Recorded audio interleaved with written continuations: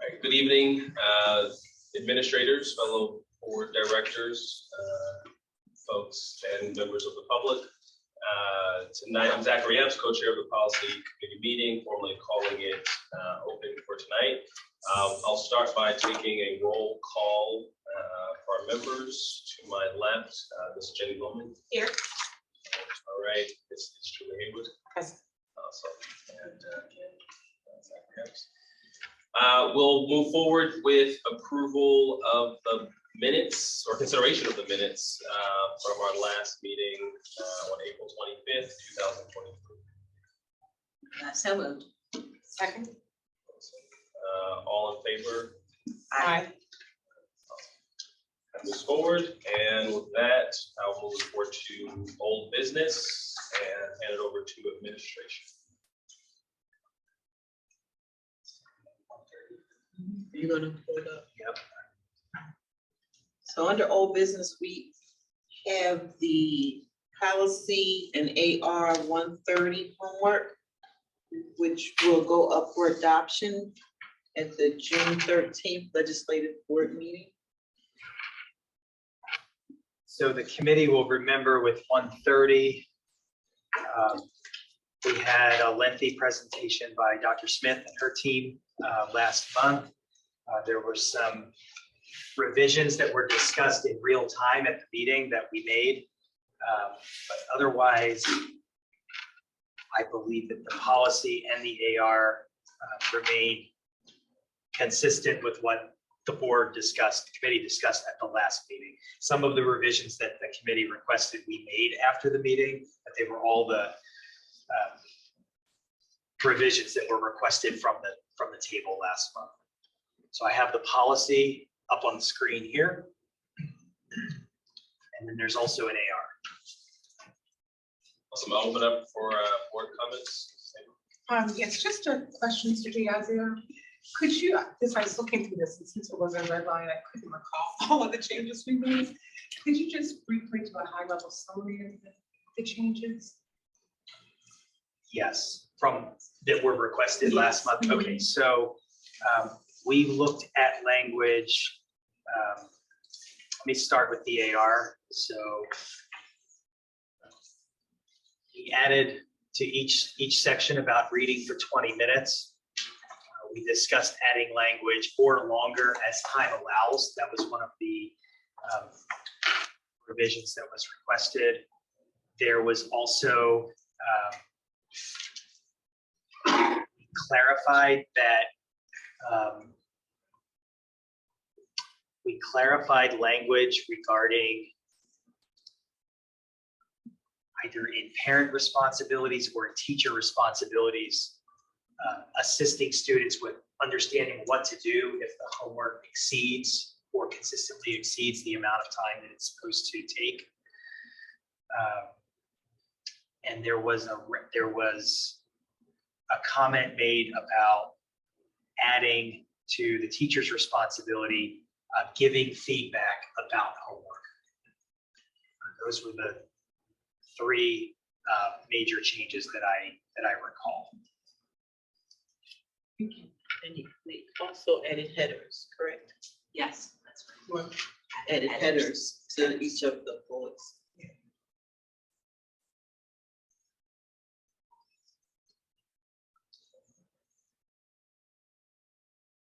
Any other comments? Also appreciate the cross-reference to principles of governance and leadership. That was one of the requests as well. Yes, some of the cross-references as well. You're right. Awesome. We'll move forward to any comments from members of the public that might be in attendance.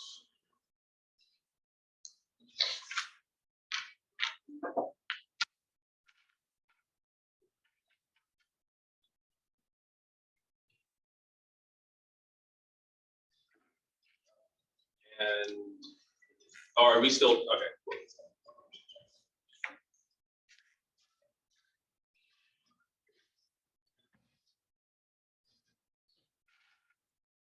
See anyone? Okay. Thanks. With that, that'll move forward for consideration for adoption at our next legislative board meeting. Thanks for all that have participated over the last 5 years, extended. And certainly to the committee members around curriculum and instruction. We'll move forward. That was our only item for old business for tonight. We'll move forward to new business, and I'll hand it over back to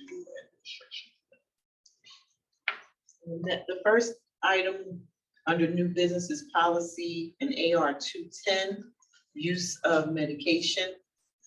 That was last revised in 2016.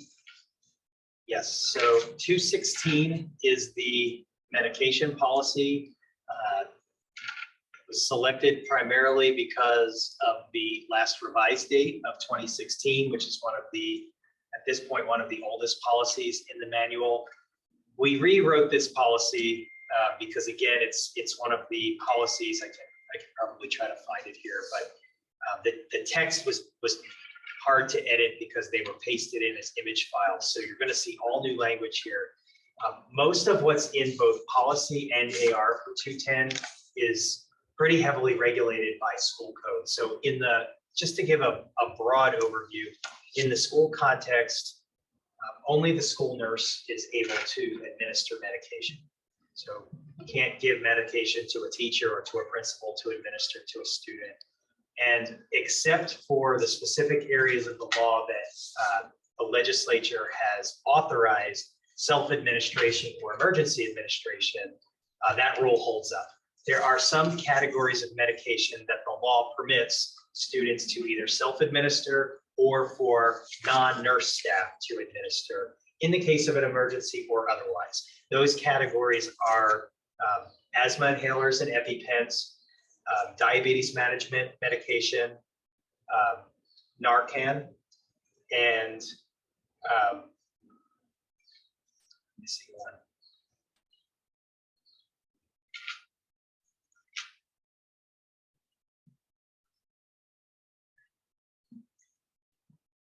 Oh, sunscreen. Sunscreen. So sometimes I forget about that one, right?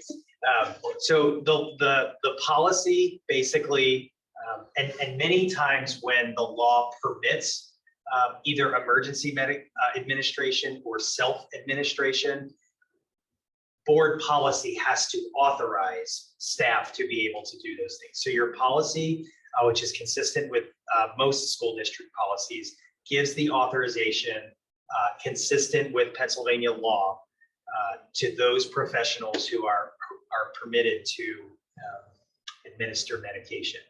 The administrative regulation, which we can take a look at, in addition to outlining just the general procedures here that apply to administration of medication, later in the AR, there's a section for each of diabetes management, EpiPens, asthma inhalers, sunscreen. There's specific language about each of those specific medications, but there's also a lot of language in here about general administration. So when your child is at school and needs the school nurse to administer medication during the school day, the guidelines are here. So who delivers the medication to the school?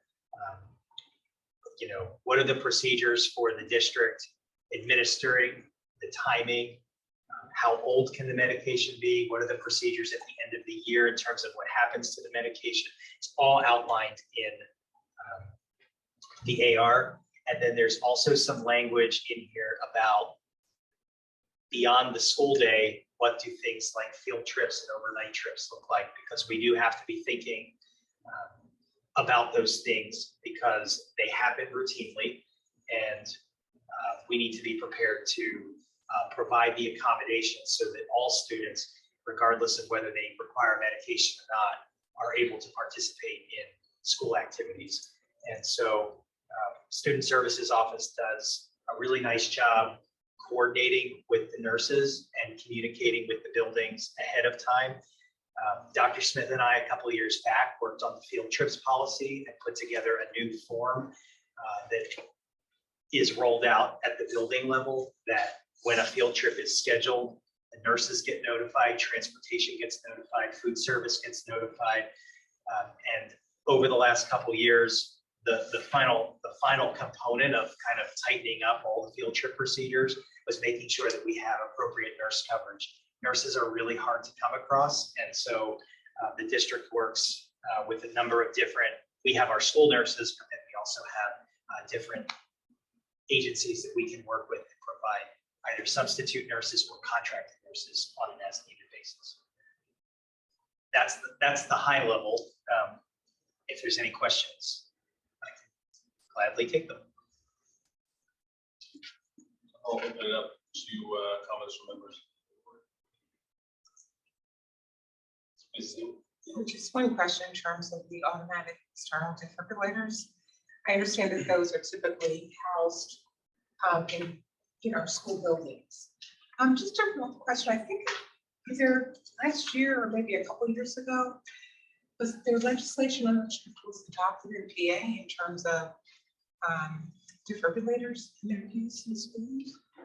Yes, so there's a requirement to have them.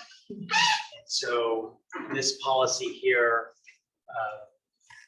talks about having them at certain locations and having folks trained, which was what was outlined in the law. You have to have individuals who are trained to complete that training. The Student Services Office, in addition to AED training, they also do CPR training from time to time. I don't know that it happens every year, but it happens at least every couple of years. And that's available to, it might even be available to all staff who want to participate.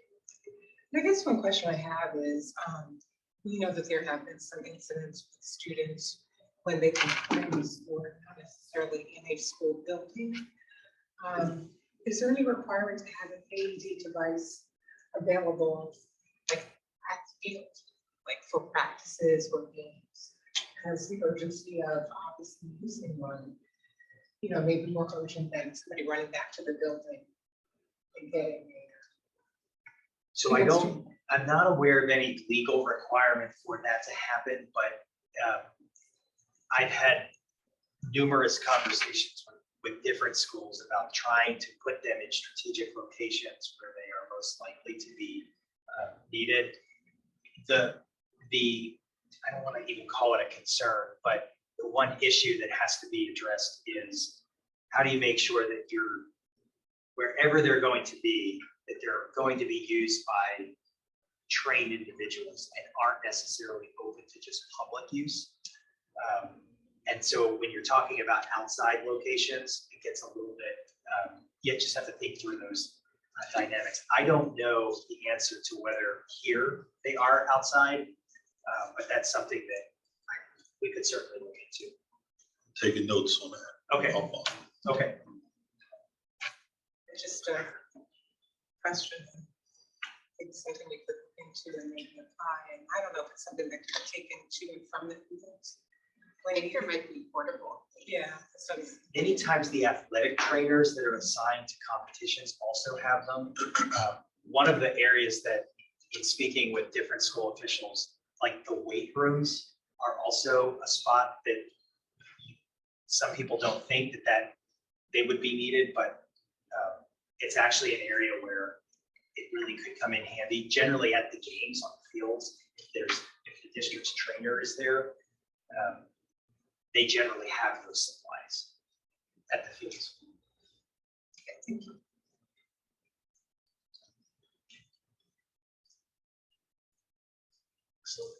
I just had one comment. It was back under like parent administration or parent approval or parent authorization. I forget what the heading was. It's near the top.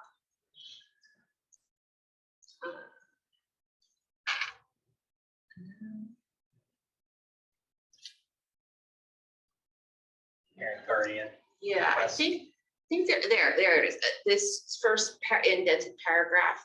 I think there's a may that probably should be a must. It says the district may require that the parent give written consent for school staff to confer with licensed healthcare practitioners. I think that you have to get.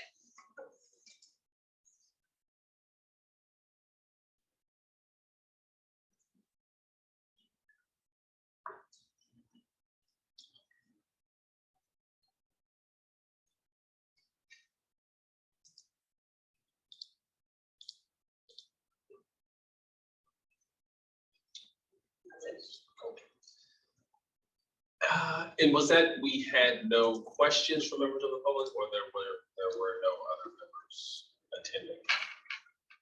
There were no questions. We have Okay. one community member. Okay. Any comments or questions from community members on policy 210, use of medication? No. So that'll move forward for first read, our next legislative board meeting, and we'll move forward to our next item. 22. Yes. 23. The next one is Oh, policy NAR 122, extracurricular and co-curricular activities, last revised in 2017. Yeah, so policy, we could start with 122, last revised in 2017. The board will recall that last 2 months, we looked at some home education policies, which talked about the rights of home educated students to come into the district to participate in extracurriculars and co-curriculars.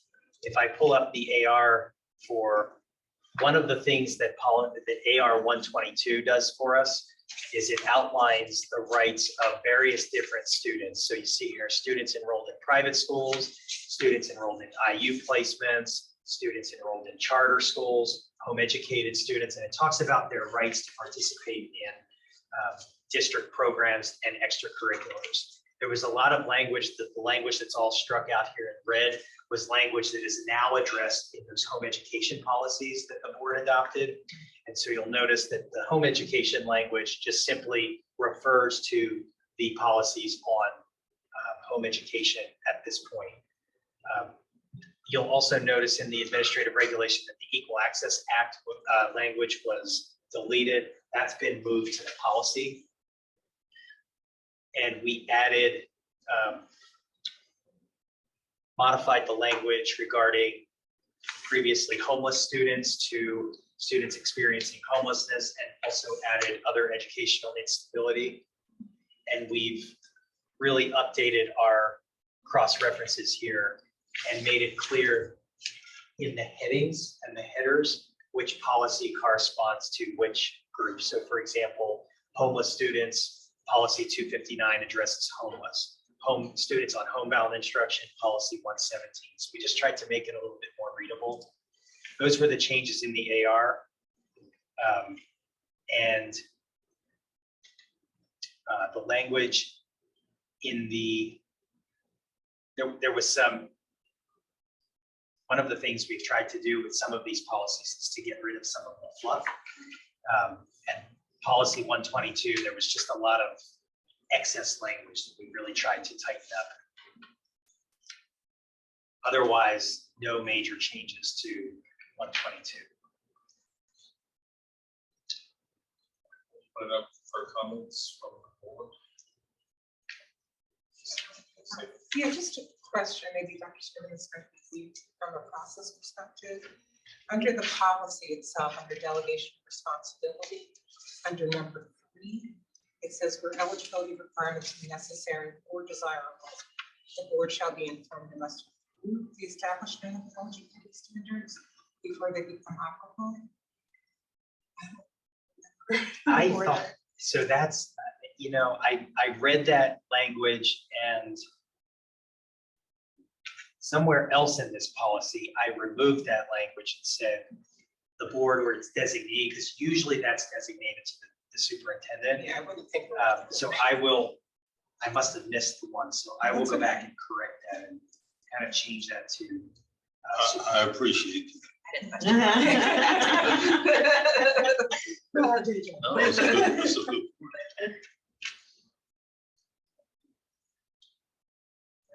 Lois. Actually, that would answer one of my questions. I had a question mark next to that one too. And then just to,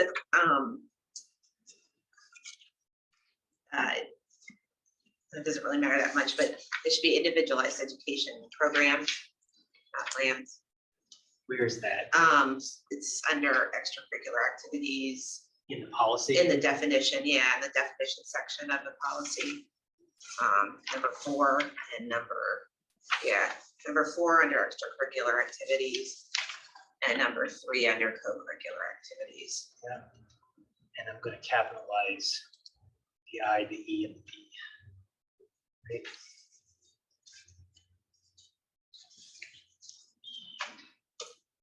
What was your second comment?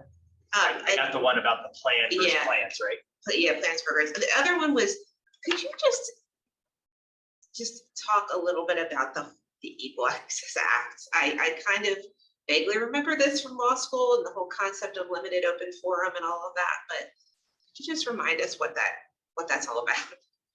Yes, so students have the ability to, at the secondary level, engage in student-initiated activities that are not necessarily directly school-related or related to the curriculum.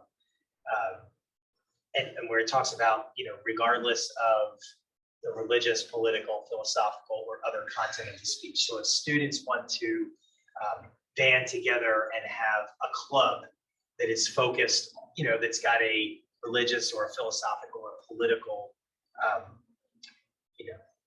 theme to it, that's permitted, but it has to be student initiated. It can't materially disrupt the school. It has to be properly supervised, but the role of the district designated supervisor is to just facilitate the activity, not to indoctrinate or things like that. Thank you, because I think that equal education or that equal access came after I was in law school, probably, because I remember reading a lot of case law, and I think then that codified that very rather confusing all over the place case law. Those things come into effect. Sometimes you hear, like, there's groups that generally form every year, like prayer around the flagpole, right? And that's the type of student initiated activity that's protected in schools. But again, it's not teacher initiated, it's student initiated. But that's actually where I see it the most, is the flagpole type activity.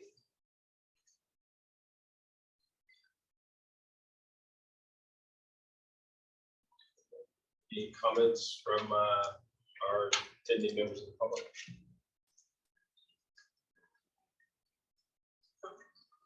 We're gonna come back to this one. Sorry, Mr. Diazio, could we look at the AR for that? Sure. For a second? There, right there, actually, students in IU placements, APS, or no, that's not the one, sorry. There's one where it's students in PRIs, partial hospitalizations. That's down here. That's probably this one, right? Okay, Partial, yep. that's the one. I think the language that qualifies that is okay. Because I think that, partial hospitalization programs are obviously day treatment programs. So those students are not going to be, they should be at home. But there's some, is there qualifying languages? Is placement is of short duration? So that, it's actually a good question. So that's existing language. And your question is, I'm not sure why. should that be in there? Yeah, should that be in there? Yeah. So to me, the concept of short durations is subjective, right? So my sense is that I'll take another closer look at that. That might need to come out. Although I could see why that's in there in the case of children in partial hospitalization programs in particular, because they're in day treatment. And they're usually only in partial hospitalizations for a relatively short period of time. Right, those can be just a couple of days. Yeah. So maybe they would be permitted to participate in extracurricular or co-curricular activities. I'll take the good thing is this is in the AR, so I'll take a look at this before the next. Thank you for bringing that up. Yeah, sure, that's right. Those three things are very, very different.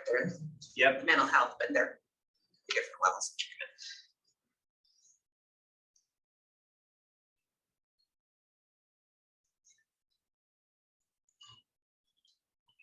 Thanks. All right, assuming nothing has come in over the last couple of minutes, we will hold that policy will move forward for first read at our next legislative board meeting, and pass it back over for 123.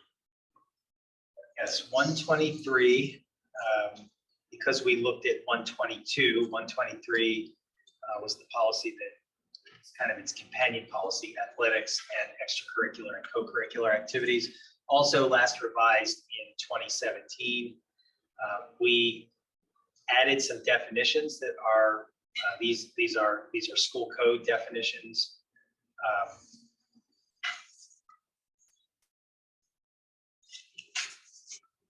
And we added language about this language here about the male-female athletic opportunities report. That's a report that's required by the school code to be submitted, and those deadlines are deadlines that are imposed in the law. That gets completed by the athletics department. And this language about posting notices and public inspection, that's all directly from the school code. We do also reference in here and this is the same with 122, the last example, our equity policy, our gender expansive and transgender students policy, and our equal opportunity and non-discrimination policy. And the reason is because those other three policies talk about access, participation, and non-discrimination in all district programs, whether that be curricular, athletics, extracurricular. And so those cross references are particularly meaningful in these two policies, so that we don't have to restate everything in those policies, but they're clearly here prominently. Put it up for comments from the board. Yes, quick question, Mr. Diazio. Could you go up, because I just have the old policy in front of me, the authority section, is there one? That's right there. Okay. So this one does not make reference to PIAA. The PIAA, so we do talk about here down in delegation of responsibility that student participants are expected to adhere to guidelines of the PIAA. So my question when I looked at that, well, looking at the authority from the old policy, and Yep. this is kind of the delegation of responsibilities that references PIAA. From a preemption analysis perspective, when we talk about PIAA, state and federal law, and really some of our policies, gender expansive policy, and transgender students policy, how does that intersect or relate? I'm just curious. So for our athletic competitions that are governed by PIAA, we're obligated to follow the PIAA regulations. For activities and athletics that are not governed by PIAA, our policy says that from like an eligibility standpoint, an attendance standpoint, a discipline standpoint, an academic eligibility standpoint, that those same requirements are in place. I think the question you're asking is if state or federal law say something different than what the PIAA says. And or our, excuse me, policy. Sure. So state and federal law will always supersede a PIAA regulation. If board policy is contrary to a PIAA requirement for an activity that is regulated by PIAA, if we want to participate in PIAA, you have to adhere to their eligibility requirements and guidelines. But for things that are not regulated by PIAA, we can set our own policy regarding those items. We've had, it's not a bad time to provide a little bit of context, but we've recently met with PIAA just to talk about a lot of different pieces of feedback that the district had. And I won't speak for Dr. Scriven, but I think we had a good meeting. And they're very interested in hearing our voice in terms of where we see they could improve with their bylaws, with their policies and procedures. And I'm hopeful that by the fall, we'll be able to come back to the board with an opportunity to suggest revisions to them. They're very open. They're very open to that. I thought we had a good meeting. So that's kind of where we're standing. Okay. Excuse me, thank you. I mean, I just was curious in terms of the interplay between the state, federal, and the anti-bullying, particularly as relates to gender expansive and transgender. Yeah, that's going to be an area that until all of the law and all of the guidance catches up, we'll be in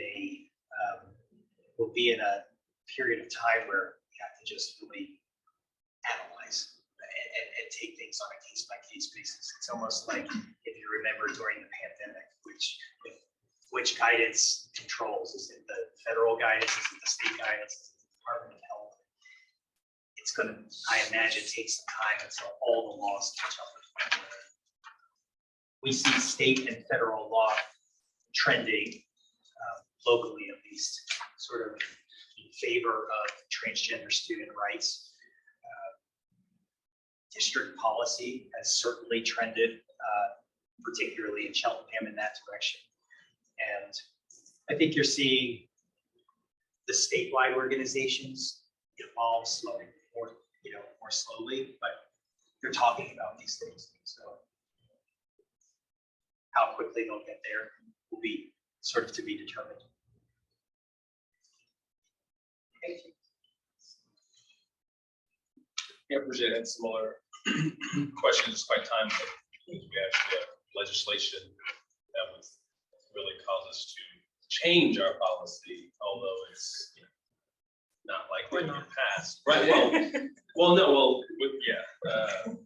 the negative direction, so. And the comment I made about state and federal law moving in, there are always proposals, right? Yeah.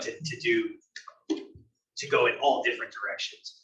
But where you see the legislation actually being implemented, and then if it's subject to a legal challenge where it ends up, it's trending in the direction of transgender rights, I would say. Agreed.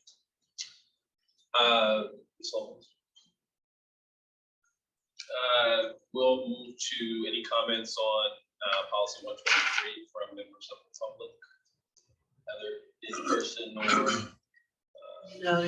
No questions, no hands up.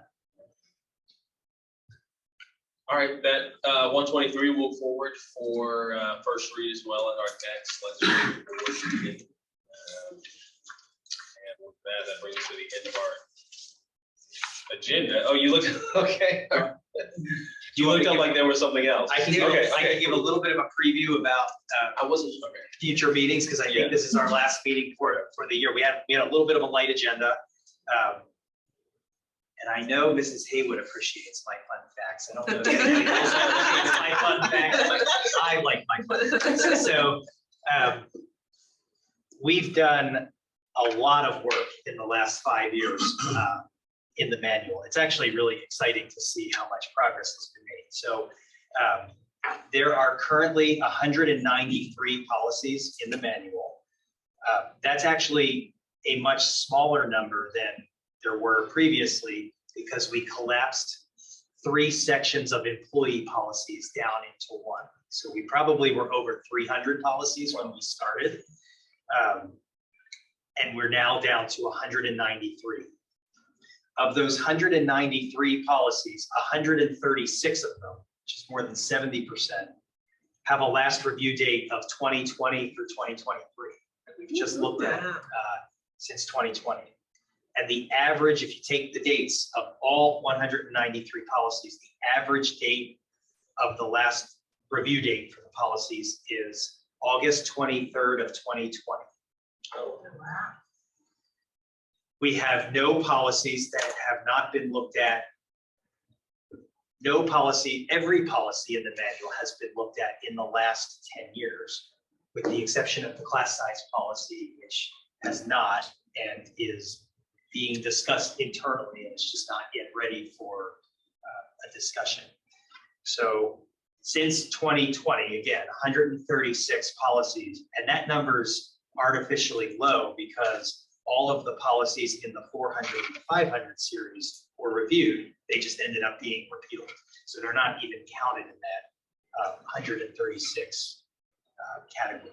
So we're in really, really good shape. We're finally at a place where I would say the manual is in a maintenance phase, and it can be looked at as legal changes come through. It can be looked at as part of a cyclical review every couple of years.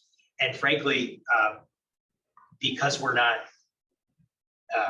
trying to catch up with an outdated manual, it actually gives the board an opportunity to really think about policy and where you want to go with policy, as opposed to just trying to review a lot of policies because they're so old. So I think you're in a really, really good spot. And our recommendation, is to meet sort of every other month next year, try that out, see how that goes.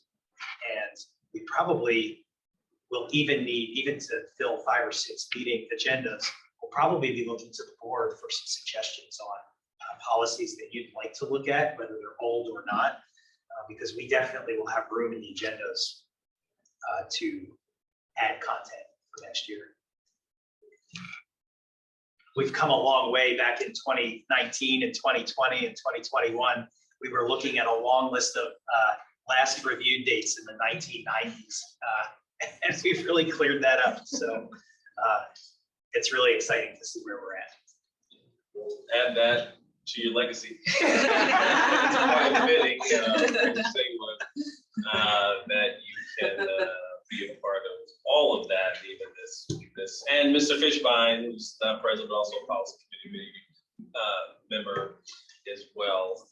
But I just want to state that that's not a singular person's efforts. It was a collective effort of Mr. Diazio, Ms. Jackson, administration, over that long period of time, really looking at kind of creative ways to narrow down policies that we had in our manual, consolidating them, and really even looking beyond legal compliance, but also being very open to looking at policies that the board had suggested that we need to kind of tackle. So I definitely want to give kudos to everyone that's worked on this process. And we had double meetings sometimes in a month to kind of get caught up in it. And so that required a big commitment from administration, and the board's used to meetings, so no big deal for us. Just wanted to thank you too for all the efforts. Thank you.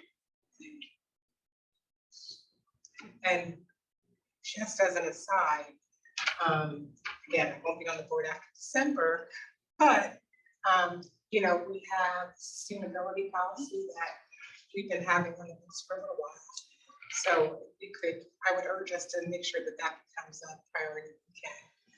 And then we know AI is an issue, maybe not even an issue, but it is with us.